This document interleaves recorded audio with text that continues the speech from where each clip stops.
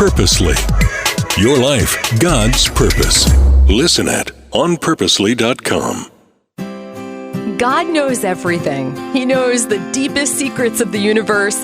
He sees things that the James Webb Telescope will never be able to catch. But I think the most wonderful thing is that He knows our hearts. He knows our deepest desires and what we care for, what we care about. Jesus says the hairs of our head are numbered, all of them. We are known and loved and we're understood.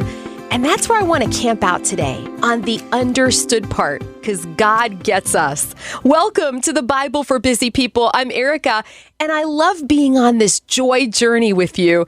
Last time you and I explored joy at a wedding. Today, we're going to a funeral. But don't be sad. Spoiler alert.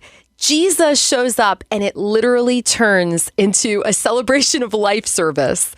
So join me in Luke chapter 7, beginning in verse 11. Soon afterward, Jesus went with his disciples to the village of Nain, and a large crowd followed him. A funeral procession was coming out as he approached the village gate. The young man who had died was a widow's only son, and a large crowd from the village was with her. When the Lord saw her, this is our takeaway verse, verse 13.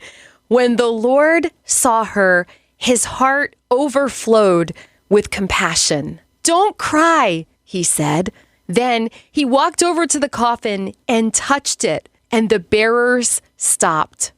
"Young man," he said, "I tell you, get up." Then the dead boy sat up and began to talk, and Jesus gave him back to his mother. I have chills right now. Great fear swept the crowd, and they praised God, saying, "A mighty prophet has risen among us, and God has visited his people today." Quick note here, it wasn't a shaking in your sandals kind of fear that the people felt. In this case, the people had a reverential awe of the Lord, who was right there with them doing a miracle. All right, let's pick up the story. We have one more verse, verse 17. "And the news about Jesus spread throughout Judea and the surrounding countryside." I bet it did. What an awesome story. Awesome in the true sense of the word. I'm filled with awe. Now here we go again. The word joy cannot be found in Luke's account today, but it's a picture to me of the promise in Psalm 126. Weeping may endure for a night, but joy comes in the morning. Can you see the story unfolds in your mind's eye? The weeping mother, the crowds of mourners dressed in black, the Lord taking all of it in.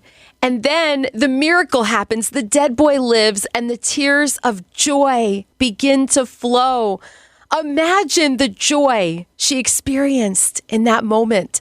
Jesus was overflowing with compassion for the mother of the boy. He was moved by her grief and her loneliness, and he acted on her behalf. Jesus understands your grief and my grief. The prophet Isaiah says he's acquainted with grief, and the Lord has compassion on you and I. His heart goes out to us. The Lord is good to all. It says in Psalm 145, he has compassion on all he has made. To me, this is cause for joy. We have a God who understands us, who knows us inside and out, who catches our tears in his bottle, as it says in Psalm 56. Is there anything more sweet or more tender than that? The Lord loves you.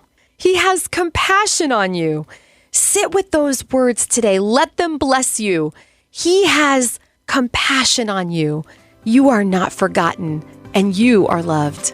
Thank you so much for listening to the Bible for Busy People. If you need prayer or you're ready to go a little deeper in your faith, we've posted some resources for you in our show notes. We'd love for you to share this podcast with a friend and leave us a review. It helps us reach even more people with the hope of Jesus. This podcast is part of Purposely, a podcast network designed with practical podcasts to help you find and live in God's purpose for your life. Find more podcasts that will recharge you at onpurposely.com.